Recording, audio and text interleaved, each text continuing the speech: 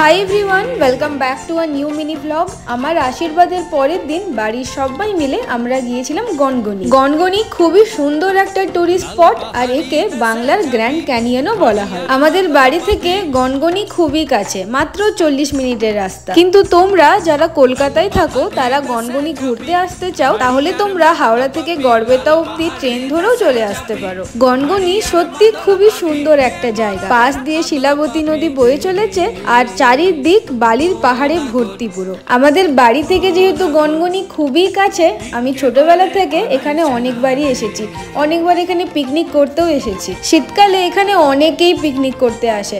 সারা দিনের ঘোরার জন্য এটা একটা পারফেক্ট জায়গা। তোমরা কারা কারা গনগনি ঘুরতে এসেছো কমেন্টে লিখে জানিও কিন্তু।